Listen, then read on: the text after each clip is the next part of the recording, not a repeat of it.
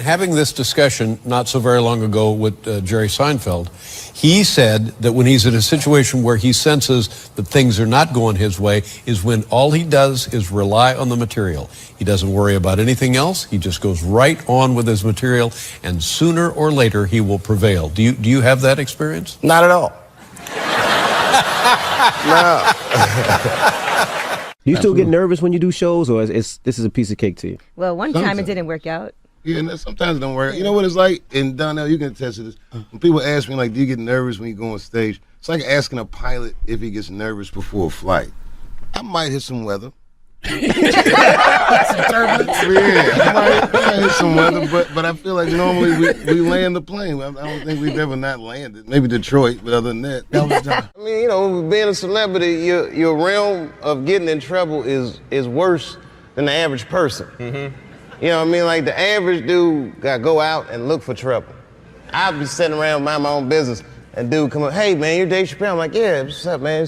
Hey, I got 12 naked bitches in a hot air balloon. You trying to roll with me? This game has gone off the rails. It's insane to have you here. Control of your show. I'm not losing control. I hope not. It's too late. It's too late now. Yeah, don't lose your show. Yeah, here we go.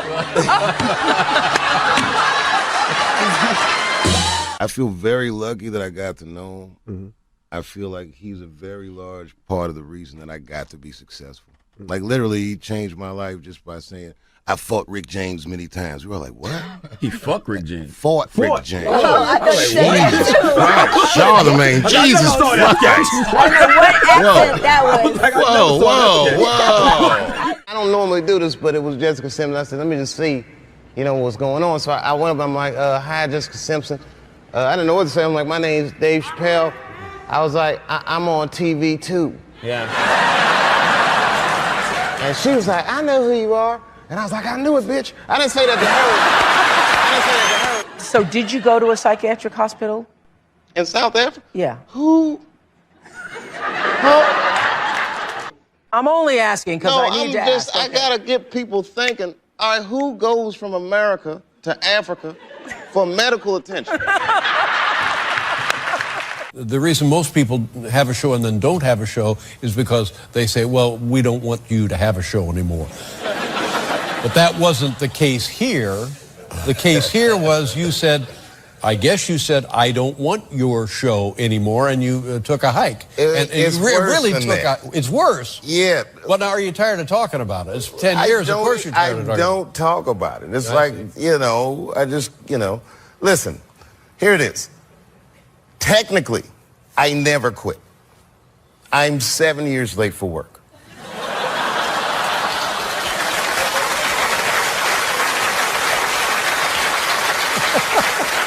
My son was back then. I have another son that's coming this weekend. Oh yeah? Yes, we're gonna have a swell time. Do they enjoy living? Do they enjoy living in Ohio? Yeah, they don't know any different. Like, they love it. You know. He didn't mean it like that. He didn't mean it like that. I sat back down. As a matter of fact, I was finishing my soup up, and she was leaving. This was crazy. She came up to me as she was leaving. She was like, "Bye, Dave Chappelle. It's nice to meet you." And she gave me some sugar, just a little. She gave you a kiss?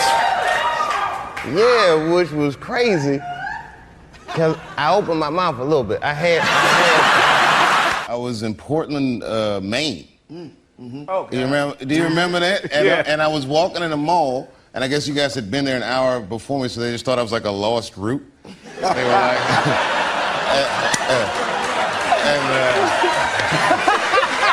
I look at it like this. I'm at a restaurant with my wife. It's a nice restaurant. We're eating dinner. I look across the room. I say, you see this guy over here across the room? He has $100 million. And we're eating the same entree. So, okay, fine. I don't have $50 million or whatever it was. But say I have $10 million in the bank. The difference in lifestyle is minuscule. The only difference between having $10 million and $50 million is an astounding $40 million. How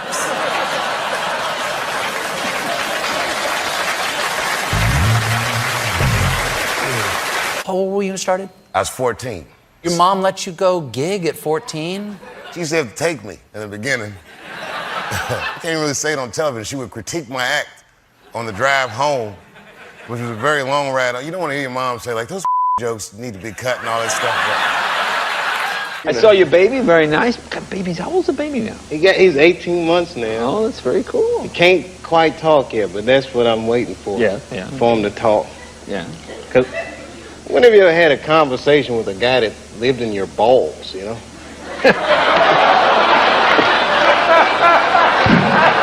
Thank you. Good night, everybody. See you next week. Thank you. The vagina is stronger than money. Stronger than money. Yes. If I could, I'd put one in my wallet. I would get a whole new wardrobe. And then I go to pay for it and say, this is going to be cash or charge. And I say, I'll pay with my vagina. You just take that in the bank and process it. So what happens? You get out of the police station. Well, I go there, you know, I believe the fear is that, you know, the police, you don't want to go in there because, oh, while you're here, you might fit a description. Why don't you come back here and we'll process it? I don't want to get put in the lineup, you know. You know the lineup. I know the lineup, yeah. And especially if it's one of them good lineups where all the guys kind of look like you. He'd be in the line like, oh, my God, they do kind of look like me. You know? Were you actually in the lineup? Oh, yeah, I've been in the lineup before. I would try to change my face and stuff like, you know. And a lady actually almost picked me. She was like, wait a minute, this guy, he looks familiar. It's like, bitch, I've been on television. Be careful, man. You know, I learned about London. I didn't know they called cigarettes fags over there. Yeah, you gotta kind of know that before you go. Yeah, I was in a bar and the guy came up to me. I'm dying for a fag. Like, ugh, man. Why are you telling me this? Like, am I in the wrong bar? How old is your baby? Nah, yeah. How old is your baby? She's 2. Oh, okay. She's too old for my baby to fight. To fight? Yeah. What are you talking about? I like baby fights. I like to put them. I like to have them in there with other babies and just mix it up. She's the wrong weight class. Yeah. The whole Black History Month, I was down south. And it was crazy. I was scared to go, you know. And I got there and it was not scary at all. It was nice there. Right. And I mean, not to say they don't have racism, but they're comfortable with their racism. Right. You know, morning, nigger. Morning, sir. Boy, that was good. How old were you when you made your first TV development deal? 19. My mother and my grandmother were freaked out. You know, I was the first person in my family not to go to college that had not been a slave. Right.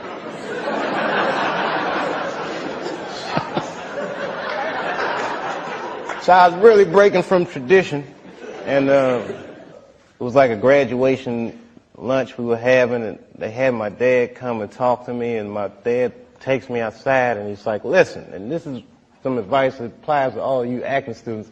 He says, to be an actor is a lonely life. Everybody wants to make it, and you might not make it. And I said to my dad, well, that depends on what making it is, Dad. He was a smart-ass kid. Yeah. It depends on what making it is there. He says, what do you mean? I said, well, you're a teacher. I said, if I could make a teacher salary doing comedy, I think that's better than being a teacher. And he started laughing. He said, if you keep that attitude, I think you should go. He said, but name your price in the beginning. If it ever gets more expensive than the price you name, get out of there. Thus, Africa. I didn't even know they were saying those things about me. Then I called home, and people be like, oh, my God, are you all right? Yeah, chill, I'm in Africa, baby. What's going on? And then I got a call from a journalist that had been working on a story, and he was like, yeah, rumor mill's going on about you. Just want to clear a few things up. And I'm like, hey, what's going on? Okay, do you smoke crack? I said, what? Do you smoke crack? Did you graduate from high school? I mean, it was all these crazy questions. And I thought about never coming back. I said, this place is crazy. Like, I'm that dude. I just thought about all the things that celebrities go through and what celebrities become in our culture. You know, if you Brad Pitt and Jennifer Aniston and your marriage is breaking up, that's an awful thing. But to see that speculation in people gotta sting a little bit. Yeah. And And then I realized, oh my God, I'm one of those people. That's a small club, man. It's a weird place to be. Ain't really no going back. You can't get unfamous. You can get infamous. Right. But you can't get unfamous. Right. So I got scared. I'm not gonna lie, y'all, I was scared to death. And I didn't touch the mic. This past year, I did the least stand-up I've done since I started.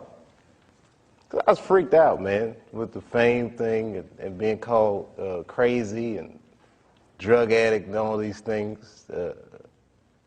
Scared me. You know, being treated that way. Like I'm not a person anymore. You say this shit about me in front of my children, and you know, who the f do these people think they are? And they don't know what happened. You know, I have not spoken about what would make a person walk off the set of a successful show and go to Africa. But again, people don't understand it, so they call me crazy, and I don't like that. One of these magazines, Newsweek, it's a very credible magazine, and they're saying you know, maybe I smoke crack, and it was all innuendo. And the magazine as credible as Newsweek, I was very surprised that this was happening. And then I gotta make some real choices, man. Is that what I want for myself? Did I get too big? Because I like people, I like entertaining, and the higher up I go, for some reason, the less happy I am.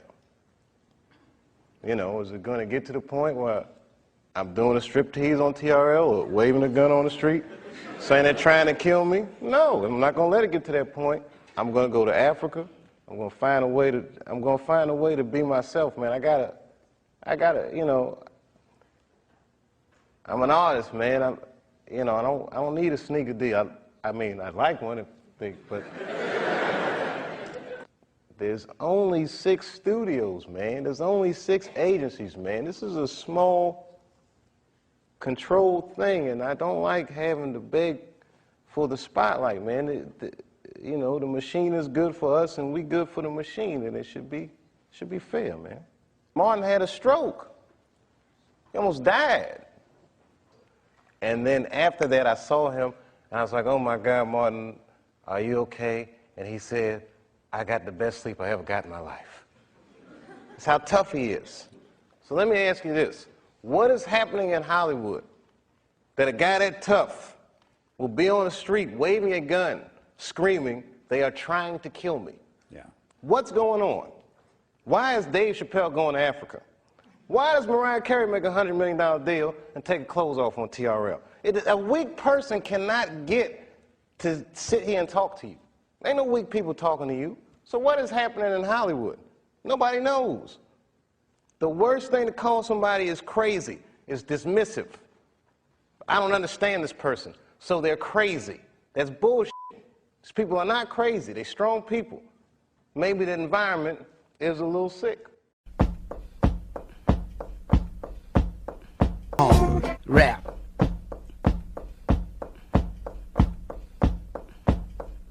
Rap. Heard it's great. No, for real. Mel Gibson told me, so you gotta go. I've never met Mel Gibson. So, Mel Gibson is an incredible filmmaker, and he's the only guy that beat the American media machine. It's a very difficult fight. I've tried it, and I lost. Oh no, they'll whoop you good. You can't even bug the system just a little bit. Look at Britney. Britney Spears just wanted to have a couple babies. Look what they did to that girl. Fucking awful, man. She had to shave her head, just take the heat off her pussy for a minute. I mean, it was like all that shit happened to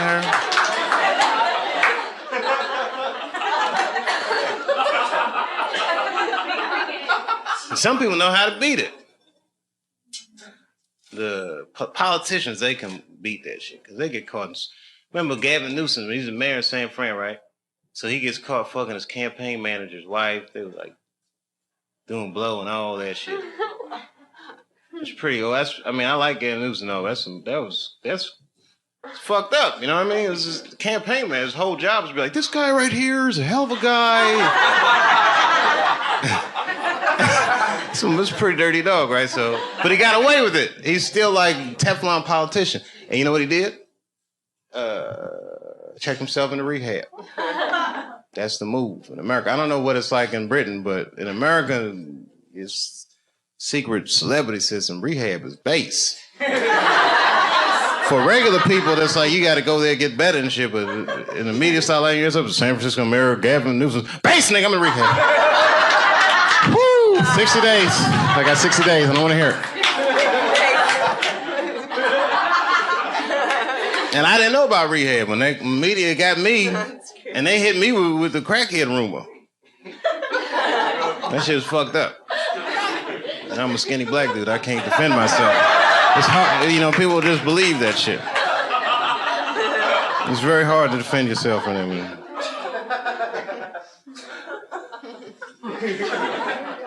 Who else got in trouble? They get everybody. Elliot Spitzer. I actually like Elliot Spitzer, too. I got a lot to say about that. I'm not... I should just... Come on, man. Can't anybody... Am I the only one that can... Can you see the codes, Sherrod? You see the codes. You see the codes, right? It's always about something.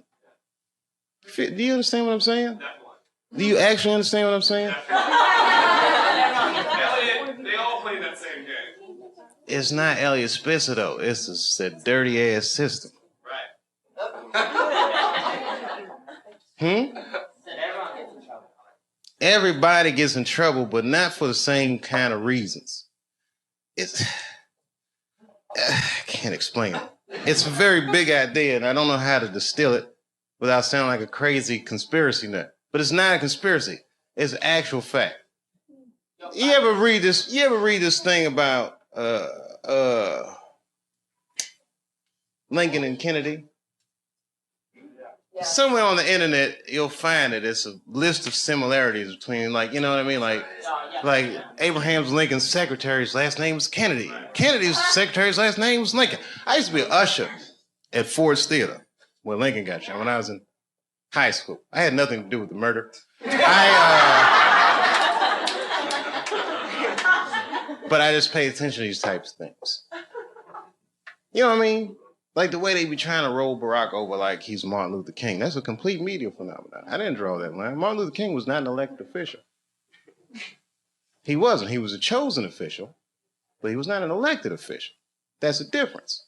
Someone sees a young preacher this charismatic, they say, you know what, this guy could actually lead our movement. And at first they asked him, he said, I don't want to do it. They said, why don't you want to do it? Because I'm 22, bitch, I'm getting pussy, I'm having fun.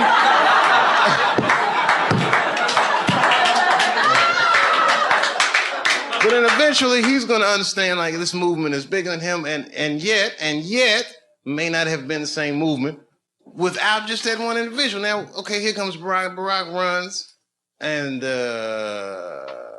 it was just, that shit happens. You know what I mean? Can't explain it. Yes, I can. Barack runs against John McCain, right? Barack's campaign song with Stevie Wonder's Sign Seal Delivered, I'm Yours, right? Stevie Wonder sponsors a bill for the Martin Luther King holiday. John McCain is from the only state that refused the Martin Luther King holiday, the state of Arizona. Anyway, the point is, it's the same shit with all these people. Elliot Spitzer. Elliot Spitzer, how could he go to a call girl after he was busting prostitution rings in New York?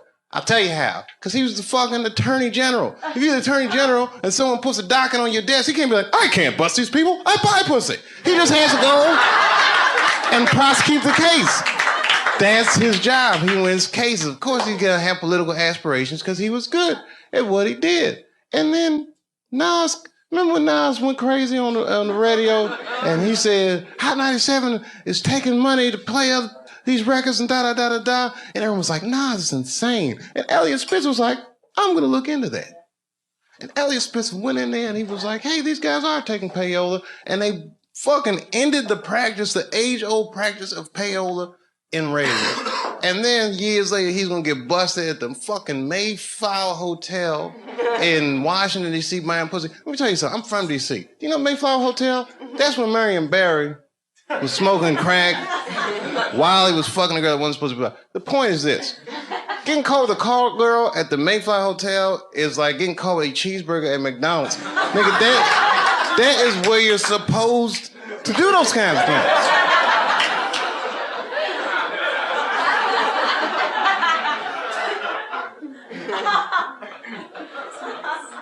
And then the girl comes out with a MySpace page and she's like, oh, the reason I was sucking all these dicks is because I was trying to work on my music career. I'm a musician. I said a magician. She said musician, but I heard magician. Ladies and gentlemen, for my next trick, I'm going to suck a record contract out of an attorney general's dick. Ta-da, same label as Knots.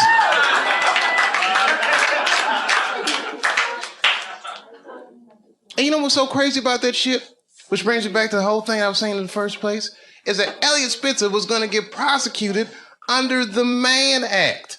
And that says it all. You know the Mann Act? The Mann Act? The Mann Act. Sherrod, you don't know the Mann Act? You better know. In your line of work, you need to know these things. The Mann Act is the law that says it's illegal to take a girl across state lines for purposes of debauchery. The Mann Act was written to get one man, and that man was Jack motherfucking Johnson, the first black heavyweight champion of the world. He used to beat the shit out of white men and leave the arena with white women in the 20s. It was amazing. He fucked the whole Matrix up. When Jack Johnson won the world championship, he chased the white champion. Back then, white champions would be like, I don't fight black people. It's beneath me. But really, they were scared to death. Jack Johnson was huge. And you seen them old tapes in them boxes. Them motherfuckers had that style like this. Jack Johnson moved like a modern person. You know, these motherfuckers, if I had a time machine, I could be the heavyweight champion in the world. Is this motherfucker pointing his fist at himself? I beat the shit out of these guys. It was amazing. I mean, if you watch some of these Jack Johnson, because back then, you know, they wasn't the same fight regulations. He would whoop their ass for hours. This was before cable television and all that shit. The just bop, bop, bop, and I mean, it was fucking amazing.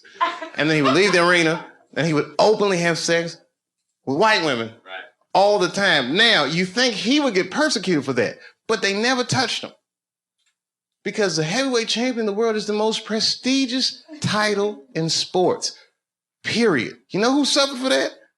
The white women. One killed herself. I mean, they fucking ostracized these women like you wouldn't believe. Just cut them off from everything they knew and loved for fucking around with Jack Johnson. And then they couldn't stop Jack Johnson. The headline of the paper say, Jack Johnson is it. They chased this nigga around. They made the Mann Act. He had to flee the country. He was living in exile, couldn't fight anymore.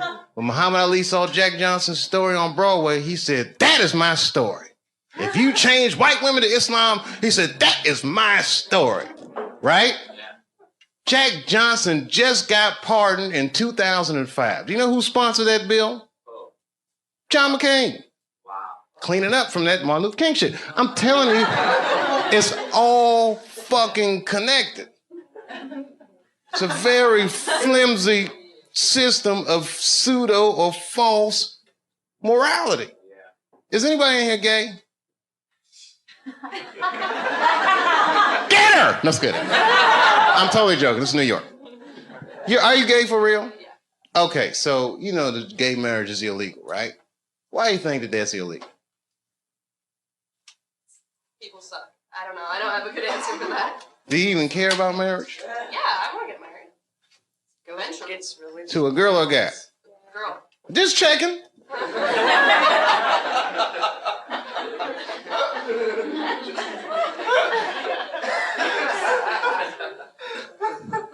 Why do you think it's illegal?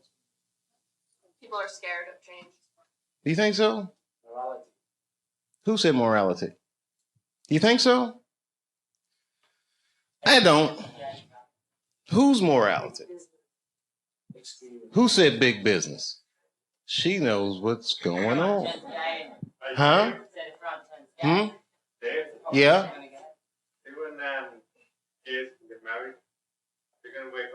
reality of problems of marriage just like everybody else. And that's all good and well. You see, here's the thing. No matter what your morality is, it's still a secular society. So even if gay marriage is against my own personal beliefs, I can't necessarily believe a government that would say we don't want to do that for moral purposes. Not while you fucking bombing Iraq like that, or sending motherfuckers to Afghanistan like that. I mean, you can't be hitting me with all this dubious ass morality. They say morality because that's what their constituents need to hear, and because they think that's what their constituents want to hear. But honestly, Bill Clinton said 90% of the shit that people talk about has nothing to do with what the actual job of the president is about. You think the president be sitting around, what time is it, 10 o'clock? Oh, we got that gay meeting. Hey, guys, what we gonna do about that? I mean, they don't give a fuck about it. No, who actually is gonna give a fuck? Big business. And I have a whole belief system about that you just don't want to know about.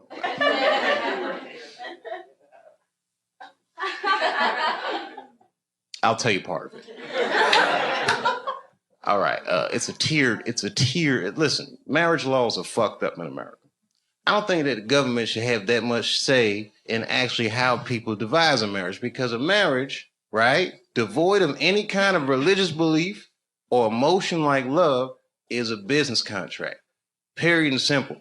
And tons of people in Washington or legislative bodies, even guys like Elliot Spitzer that have wives or fuck prostitutes, live in loveless marriages. And they have these shits arranged because they're in such a high social stratosphere that they have to keep up a certain appearance. So why are they imprisoned by their own marriage? It's this form of economic slavery. And if you look at the way this shit happens, corporations were made legal in the United States by the 14th Amendment, right? Or 15th Amendment, which freed the slaves. And then under those rights, people said, we want the same rights as those motherfuckers as collective individuals, right? And if you're a collective individual and two collective individuals want to do business with one another, one's masculine, one is feminine, so they define a marriage institution between man and woman. But what if corporations is gay?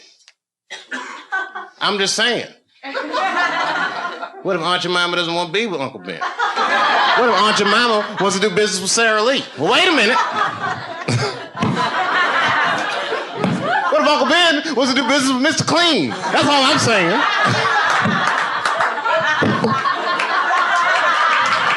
Guys, wait a minute. That's a little gay.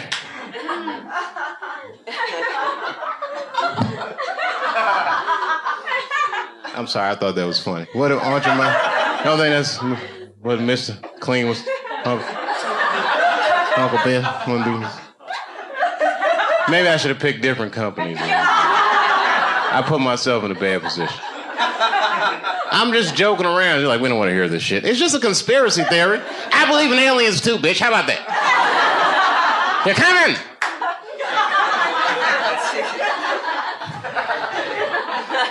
Gay aliens, they're here.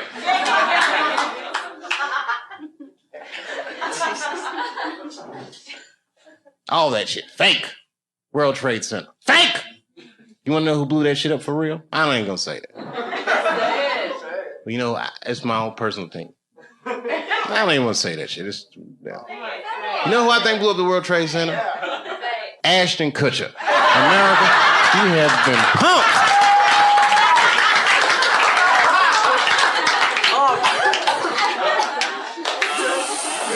Fake.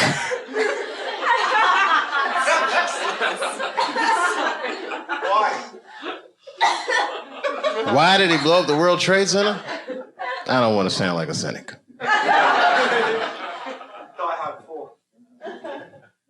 Shit was crazy.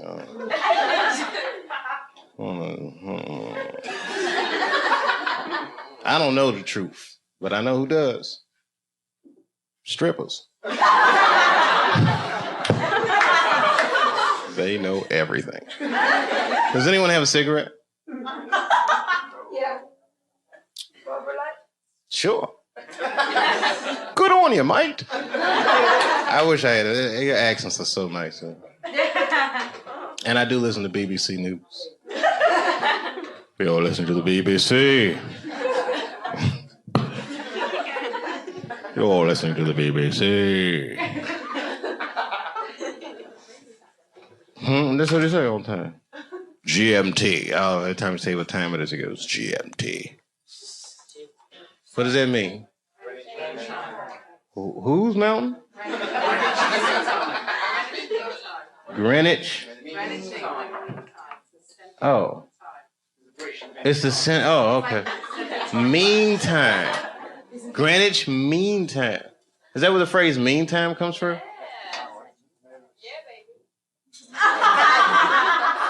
Wow, you can tell that your country conquered a lot of shit, man.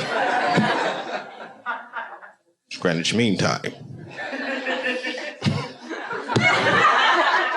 I learn shit every day.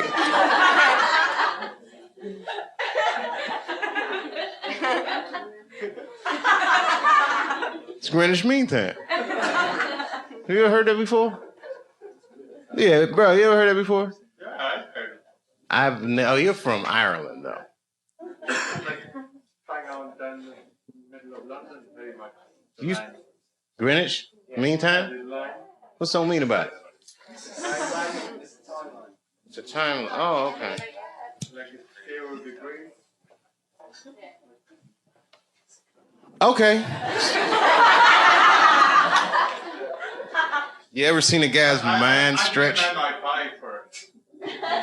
Like in the 24 hours, like 00, like, you know. Oh, I don't do that 24-hour clock shit. I hate that shit. It's 1500 o'clock. 1500. You got moved here, right? Like to make life easy. Got blocks. No, I don't like that shit. That's when it's good to have them strippers around. Strippers are like the Google of the streets.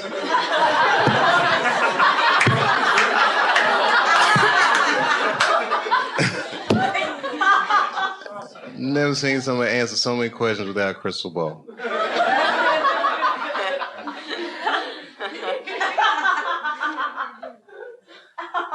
It's true. It's amazing. Skill sets. Girls be here. I'm an accountant. I'm a dog trainer. Every goddamn thing.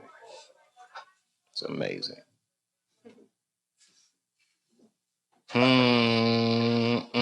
right, it was something hilarious though. All this shit is depressing. Ashton Kutcher didn't blow up those buildings, by the way. I don't want you to think. I'm not gonna put that on him. Huh? American people. American person is one of the most lied to people in the world. That's our whole game with America. Because freedom is not a privilege, my friend. It is a fucking burden. Because a free person has to make choices all the time. And you can't make a good choice unless you have the information. And in America, it's not like China. You know in China when they had the earthquakes, you know what the headline was in the newspaper? What earthquake? They don't tell those people shit.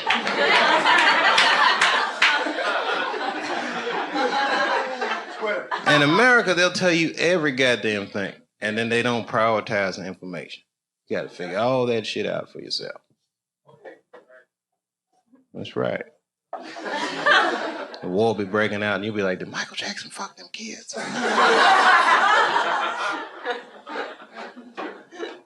That gets shuffled funny.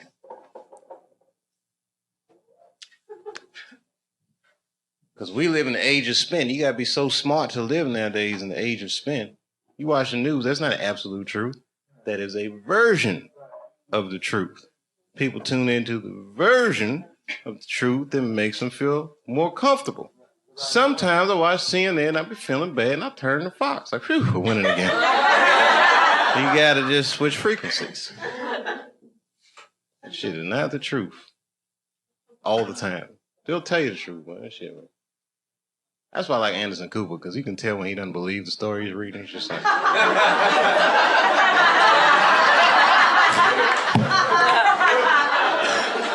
I just work here, Dave. I don't know.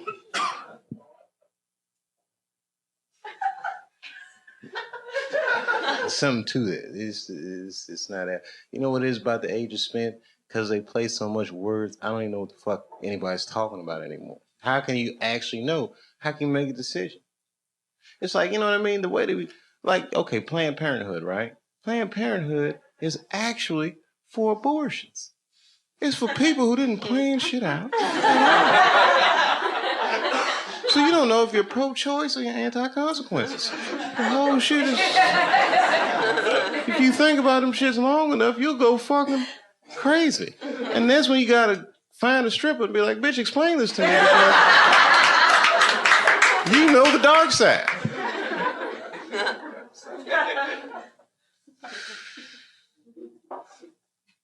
Semantics. Man. I know. All right, I should get out of here. I'm freaking myself out. And I'm hungry. And I just got here. And then I was like, I got in the car and said, take me to the comedy club. And that's how I got here. I don't know. Like, what happened with you guys? You guys just decide, like, how do you decide to come here? Like, you two guys right here. I mean, literally, I look at you guys, I can't imagine what your story is, but I know you, like, okay, how old are you guys? 19. You're 19, of course. They're too young to drink, but they just the right age to have a great ass time. I have been 19. I can't even fucking explain what that was like. It's great. I mean, I'm surprised. I mean, you know, I remember what it was like for me. I don't know what you... Huh? How can I explain what 19 was? How can you have a good time? Oh, that's right. You are Australian. You can have a good time without drinking, can't you? You have a great time without drinking. I do it all the time. I was in Saudi Arabia. I didn't drink a drop the whole time I was there. And I had a blast. Dave, what did you do for fun in Saudi Arabia? Well, I drove an Escalade with 16-cent gas. That shit was fucking great. Drove that motherfucker in circles. What oil problem?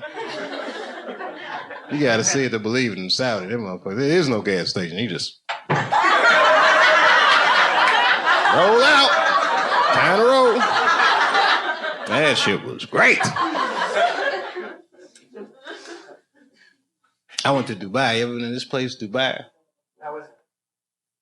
How is it? Well, have you ever seen the movie Blade Runner? It's like that, but sunny, with no robots or problems. Oh, it was fucking great. And there's somebody, they building shit like you wouldn't. I mean, that shit looked like Legoland. That shit is amazing.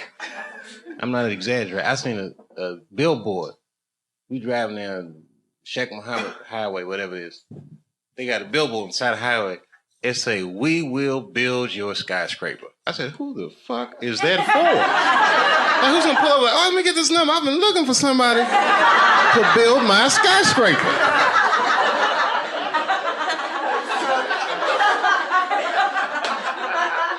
Yes, could you erect a skyscraper for me? I saw your billboard. We're busy. I mean, I'm not exaggerating. When I was there, they had 212 skyscrapers in production. If you can imagine what that looks like. 212. You know those big construction cranes? Half of all those cranes that exist on Earth was in that city, building 212 skyscrapers. That would be like if somebody said, I'm going to build Manhattan in the next 8 months. That's what's happening on planet Earth today. And another 45 minutes probably. They're all taking a break. And by they all, I mean the Pakistanis and Bengalis. That's what's building. Everything has a soft underbelly. Yes, where else have I been? You guys are British, so you've been everywhere. I don't care how obscure a place is. I've never gone someplace and not seen a British person. It's amazing. It's amazing. It's amazing. I was in Asia. I went to the Philippines. Who said that? Oh, you're Filipino? Oh, what's the other half? You're not gonna believe this. No, my wife is Filipina. Yeah, and my kids, are Puerto Rican somehow. I don't know how that happened, but I guess when we get together, we make Latinos together.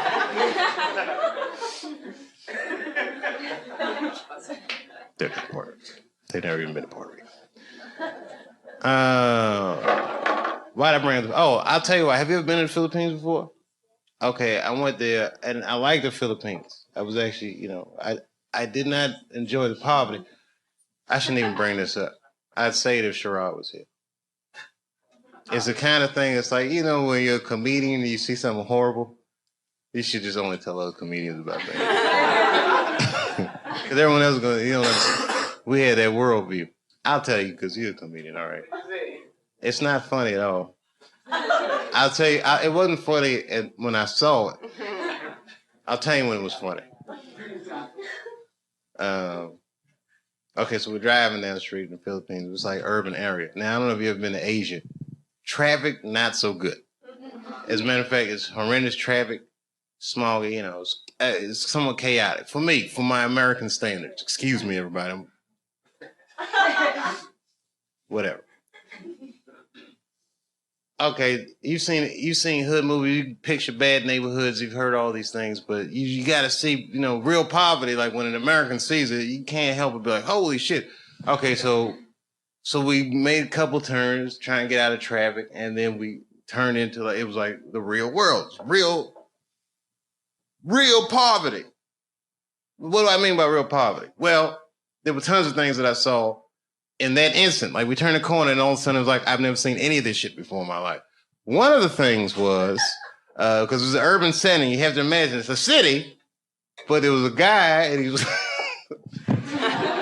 it wasn't funny to me. This was not my initial reaction. And I need to tell you that, but you're a comedian, so please look at it with those glasses. This is like that Kramer moment I was so worried about. Okay, we turned the corner and there was a guy who's walking and he had no clothes on, right? Now, that shit could happen in New York, but the way he was walking was like he didn't have no clothes anywhere. Like, it wasn't like he was walking to some clothes he had. He was just walking like, I'm naked, B. So like, now it wasn't funny to me at all. My kids were in the back. They were like, oh, shit. Like, they're like 5 and 8. Oh! Like, all right, so now their reaction to it made me want to just because they're kids. And I remember what it's like being a kid. And he was naked, man, in the city. And all right. So I explained to the kids, listen, guys, this is what the world is like. There's people out here don't have da-da-da-da-da, There's grandmothers from there. She's explained to her mom. We all explained to her. The kids like, oh, snap. Okay. So then we come back to America. It's like 8 days later, and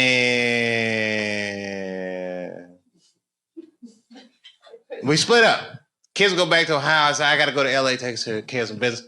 I went to Hollywood for a minute, and then my wife calls me up, and she says, and she's crying. I go, what's going on? She goes, she did it. I said, who did what? She's like, Manny Pacquiao. He won. And I said, oh, that's fucking great. There's happy. She said, finally, Filipino people feel a lot of pride when Manny Pacquiao won. And it was kind of touching the way she felt. And then she said he's going to give his money to the poor. And then I say to my wife, and this one was funny, I hope he buys that guy some pants or something. And she felt out like, but it was funny because it was weeks later, and it was an emotional moment, and it was so emotional. I felt a little uncomfortable, so I just had to throw a little joke in there about the guy we saw with no pants.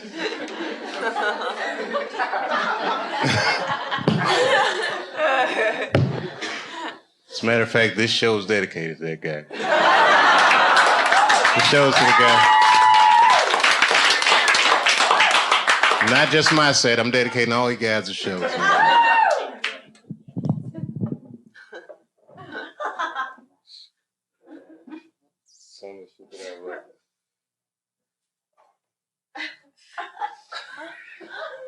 It's uncomfortable. I really didn't have anything to talk about. Oh, hey, thanks. See that Barack was right. We can do this. It's going to be great. America's gonna be great again. You'll all see.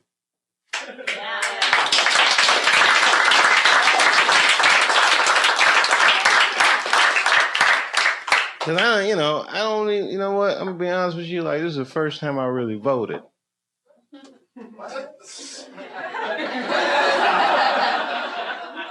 As I was an Ohio voter, so I said this might be important. And as soon as I walked into the polling place, you know what they said? Barack's got another one, and I said, and I was, why are you gonna assume that I'm gonna vote for Barack just because I'm black? Because I'm also rich.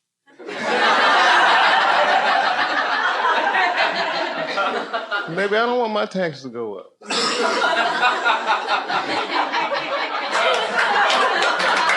I mean, that's just my luck. As soon as I get some money, that's when it's like, we get a black president, like, come on, Dave, let's be responsible. all right, Barack, all right.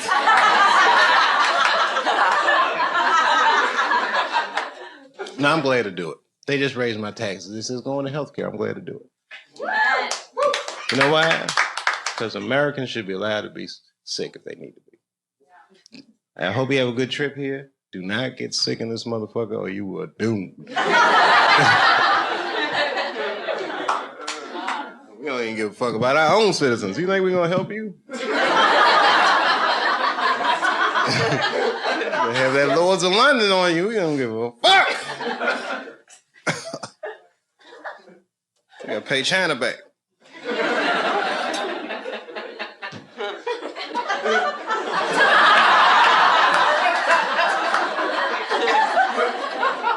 And I've been to China. And I saw the Great Wall of China. Have you seen it yet? Anybody here seen the Great Wall? Anyone? You've been to China? Are you Chinese? No, Korean. Oh, man, you must have been so jealous. No, just kidding. I'm just kidding. You guys got the demilitarized zone. That's great. I mean, what do you call it? What do you guys got in Korea? The DMZ, right? The something parallel. 45th parallel. It's a thin layer of America protecting you. I'm just kidding. Did you like the Great Wall? I did. It was amazing, wasn't it? Yeah. You know why? Because it's the largest man-made object on Earth. That's what they said. And she claimed, the tour guide, that it's the only man-made object visible from space. I have yet to confirm that. I'm still getting my space money together. But it was amazing, right? I personally was amazed. Because I didn't know that ancient Chinese people actually had, Mexicans like that. I'm not saying Mexicans built that wall. I'm saying Chinese built that wall to keep Mexicans out of China. That's a very advanced culture. America didn't think of that till 5 years ago. I was kidding. Well, did I make that up? I'm sorry. I thought we were going to build something in Texas. Was that me? Oh, no, that wasn't my idea, was it? All right, that was an easy joke, and it was wrong. And you know what?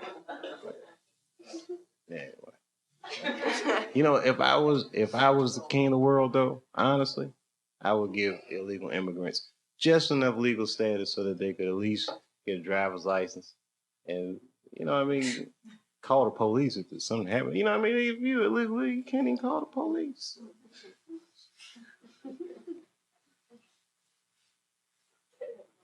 You know how much crazy shit? Look, I don't even want to talk. It's not. Listen, I'm gonna finish up right now. This is it. That's all I'm gonna say. All right, you seen the paper, right? I shouldn't even bring this up because it's not funny, but it's just an illustration of where things are headed. And, there's a high incidence of violence in America, right? And violent crimes and all these extraordinary crimes you read about. And I personally believe that the reason these crimes happen is because our paper chase is so volatile that something about America is criminal to be poor. Make you feel bad, so bad it's like you got to do something still. Something very desperate about our paper chase, just culturally. I'm not blaming the government, but it's just evolved into that. Now, So I read them sometimes. These horrific crimes will happen in Houston, Texas. There was a serial rapist, which rape, by the way, is never funny ever. And the only reason I bring this particular rapist up is because all his victims were men. I'm not joking. 7 men. So you can't YouTube this. This is really 7 men in the Houston area came forward and reported this guy, which means he must have raped thousands.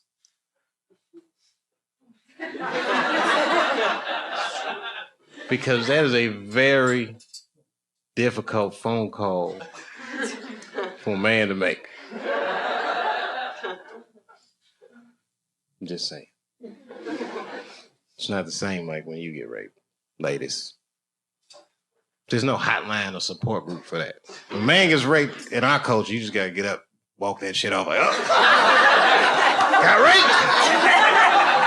Got a man up about it. You gotta be talking about it. These guys don't really care about each other in America. I can't explain it, but I don't know what a British dude would do. You might, but in America, you know what I mean? In Houston, Texas, I don't know, you haven't been to Houston yet. That's not the shit. That's not. Like, if dudes go out, like, okay, these two dudes might be best friends, right? They're gonna get out, they're gonna say, hey, let's split a cab home, right? They're gonna get, and his buddy gonna be like, he's gonna get out the cab, and before he even get over at the cab might pull off. His buddy's like, where you from? They don't play that shit in Houston. Houston, the dude be like, hey, man, could y'all, just wait for a minute till I get in the house. And I'll flick the porch lights on and off, let you know. You pull off, they'll be furious. Hey, y'all could have just waited for a minute before I got in the house last night. Man, we was tired, all right? Shit, we had to drop everybody off. What's wrong with you? What's wrong with me? I got raped last night, baby. What?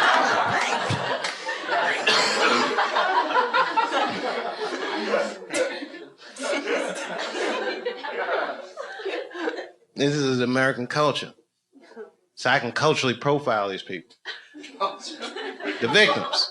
Culturally, I could make an educated guess that the victims of these attacks were white. And not for any other reason except that black people have such a bad relationship with police in America. I don't think they would have called the police.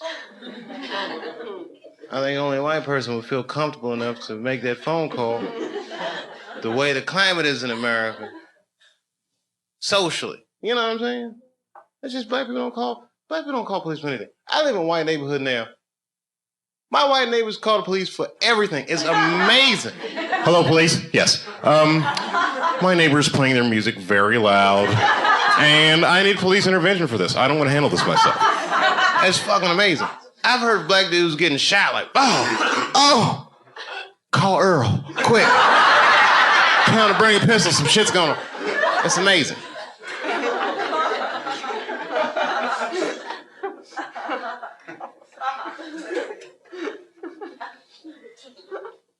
I just can't see that someone coming to the clubhouse. Oh, Earl, what's wrong with you? Oh, I got raped, man. What? Raped? Yeah, they raped me. Let me use the cell phone, man. I called the police so I could fill out a report. Call the police? Fuck that shit. Nobody raped somebody in our crew. We're gonna handle that shit ourselves. What do you mean we're gonna handle it ourselves? What you trying to do? I tell you what we're gonna do. We can go to their neighborhood and fuck somebody in their crew in the butt. They will come out and be like, yeah, fuck that. You gonna get them motherfuckers. That's when I walk in. Hey guys, what's going on? Dave, Earl just got raped. Raped? Oh, they got me, Dave. Yeah, man. We can ready to go in their neighborhood and fuck one of their crew in the butt.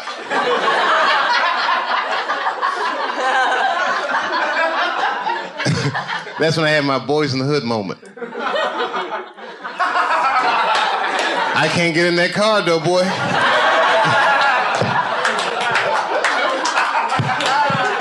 What?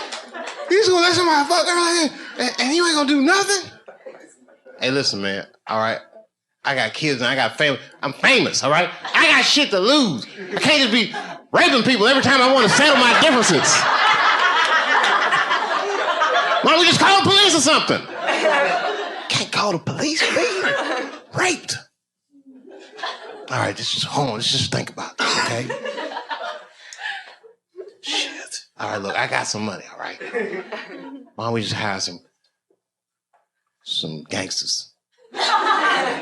Rape these guys for us.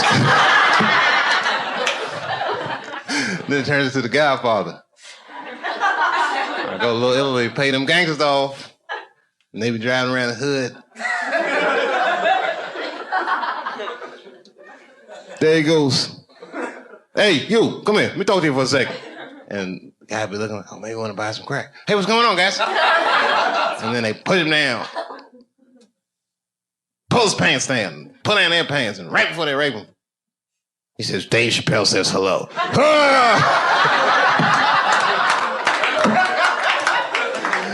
And I'm at the opera.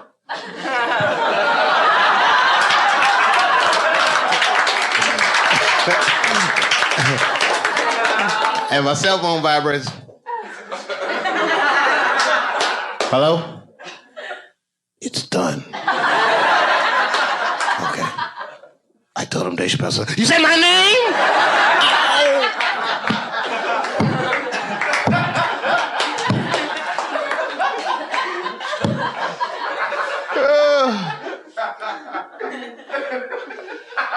Not an appropriate joke, I know. Male rape is on the line. It's not rape. It's not funny, but it's so bad that it's. You know what? It's the kind of joke that I would tell in a nightclub, but I would never tell this joke on television. Even though maybe I will. Maybe I will. I have mixed feelings about it because it actually happened. You know what I mean? And I want them 7 victims to be like watching it and be like.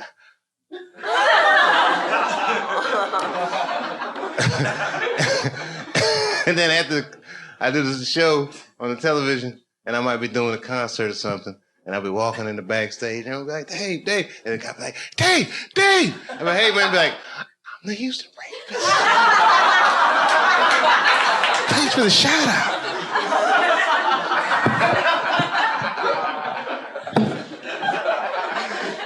That's fucking awful, I know. I feel strange about the whole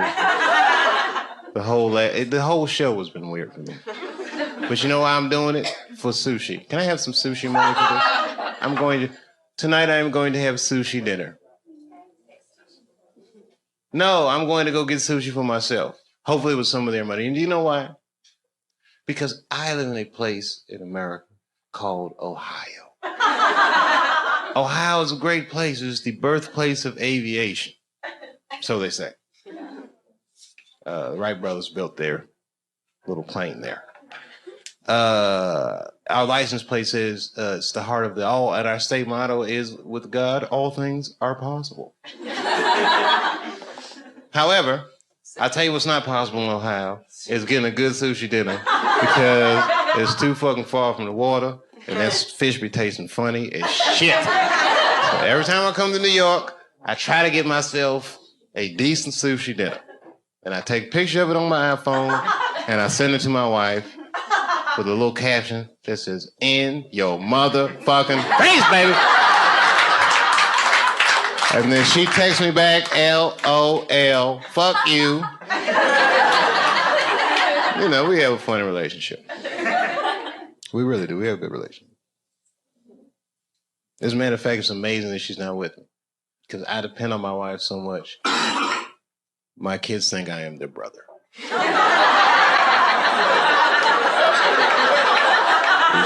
fucking awful. I'm like, hey, y'all, let's watch some TV. Mom says we can't. Oh, come on.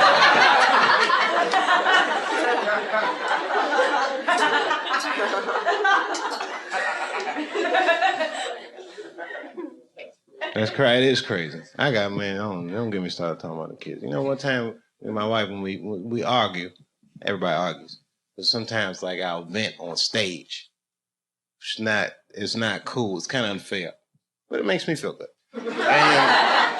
And one time I was doing that shit, right?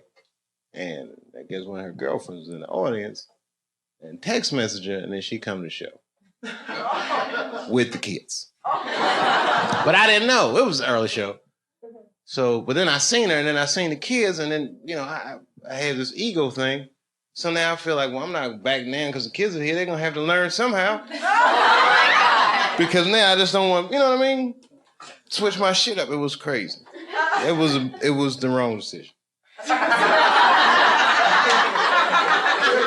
Then after the show, we in the green room arguing, and I say, man, I'm talking all that shit. I don't want to talk about this shit. I'll go up like this, and my car don't start. So now she gotta give me a ride home. I get in the car and try to play like I'm asleep. But really, I was awake. I just didn't want to talk about the show. And you know who else was awake? My son, my oldest son, in the back. And I hear him say this, Mom, what is pussy? I know, I felt awful. And then I had to hear my poor wife explain to her 7-year-old son. It was terrible. She was like, well, whew. I could feel her looking at me with hatred, but I was still faking like this. Well, son, pussy is what keeps this family together.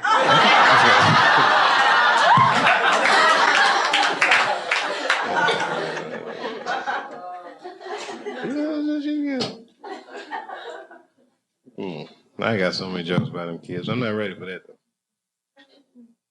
I'm ready for that sushi dinner. Spicy tuna, I can taste it.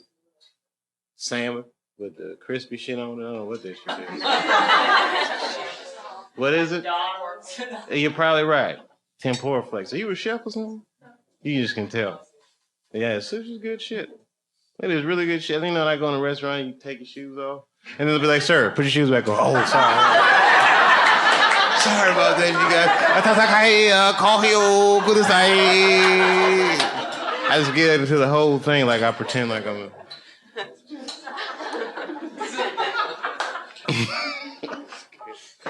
I'm sorry, little fellas, because I know you're 19. You got a lot of adventures to get into. That city is calling you.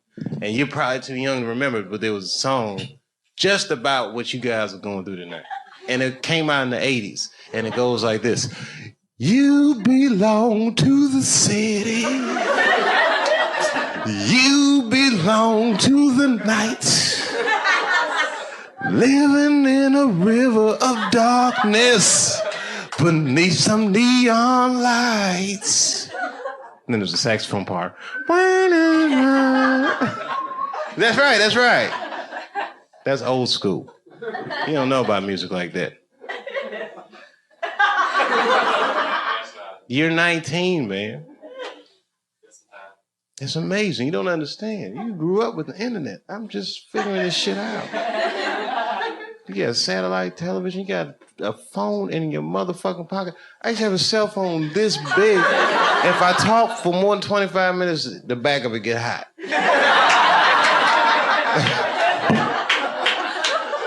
You got these iPhones. I'm still impressed by that. Have you seen it? That shit is amazing. I could pull my iPhone out in front of Batman. He'll be like, what the fuck is this? Oh, you haven't seen this yet, Batman?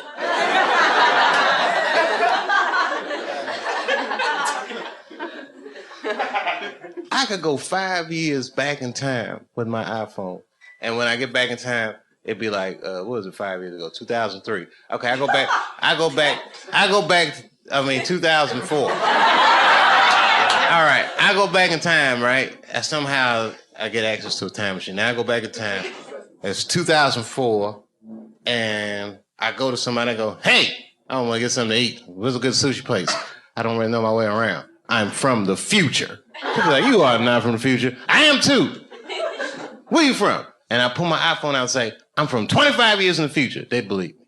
But really, I'd be like, I tricked you, motherfucker. I'm only from 5 years in the future. Shit is right around the corner, motherfucker. It's about to happen.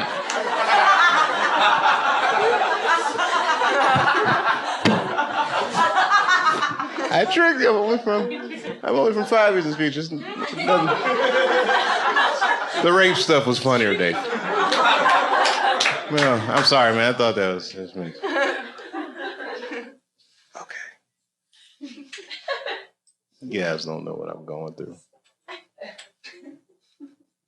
I might melt down like Lenny Bruce on this motherfucker. You don't know what I might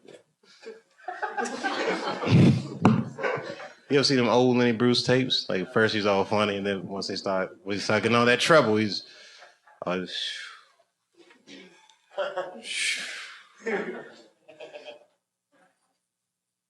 I should melt down on the show. How about Joaquin Phoenix? What y'all think about that? That was bad? All right, I watched it, and I watched that whole interview, and I said to myself, Joaquin Phoenix is a fucking genius. That was like the greatest press appearance I've ever seen in my life. Yeah, that shit was... Yeah, you saw it? Yeah. What'd you think?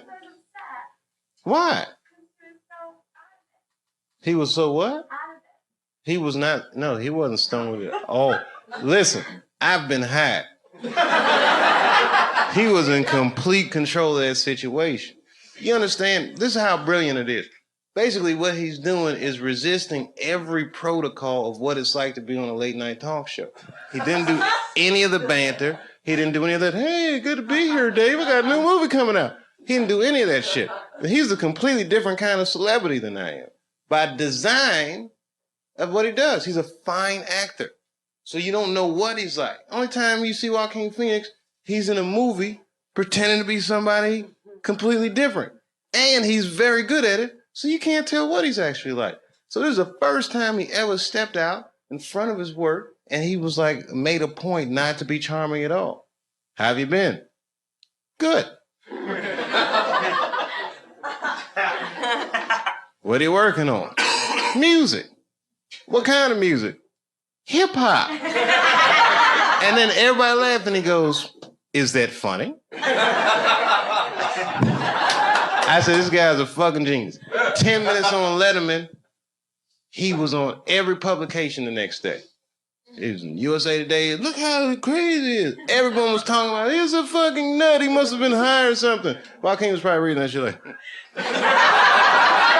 I said, this guy is fucking brilliant. And you know who the guest on after him was? Exactly. Who gives a fuck what happened after that? Joaquin won. Check and mate. I said, that's the Mel Gibson playbook right there.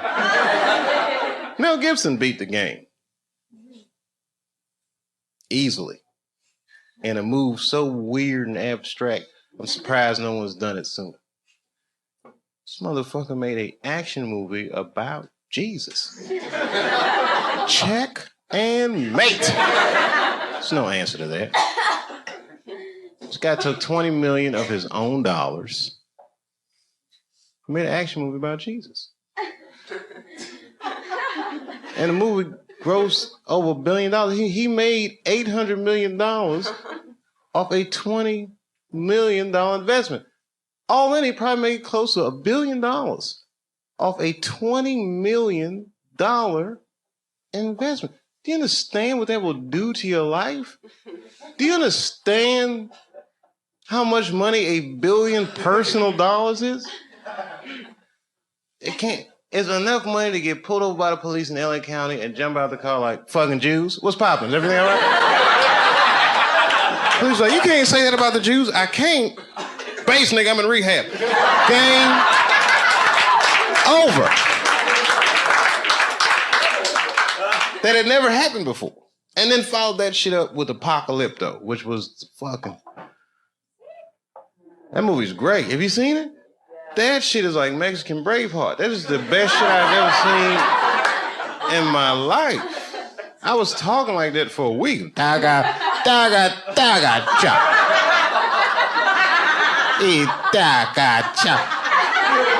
You wanna know why? Because he made a movie, a major studio movie. He didn't use one Hollywood actor in the entire movie. That's not cheap. That's amazing. He got indigenous people from the Yucatan to be in Hollywood. It's amazing. You imagine that shit? Just going to the Yucatan Let alone going there to cast some movies, walking up to somebody in a thong.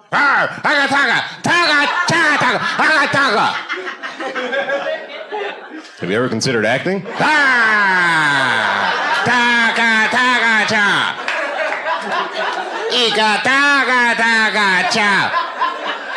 Well, my name is Mel Gibson, and Passion of the Christ. I've seen that.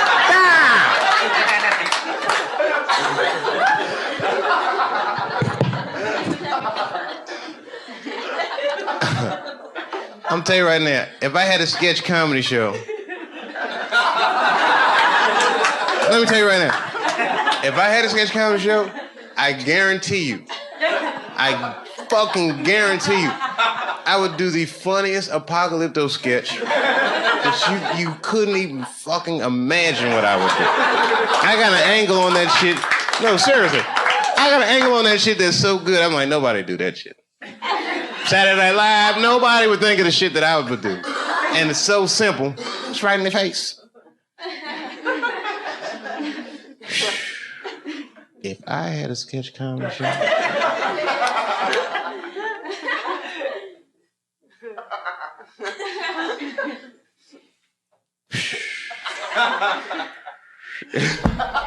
I have one more cigarette and then I'll leave, I promise. Rap, I don't want nobody. Rap, I don't want nobody. Rap, I don't want.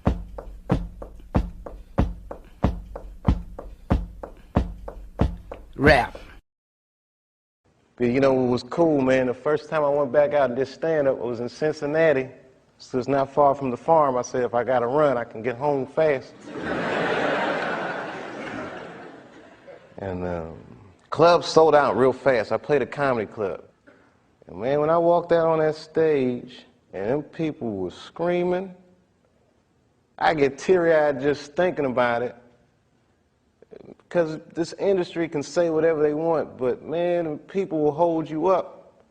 And that crowd, man, my spirits were so low when they was just holding me up.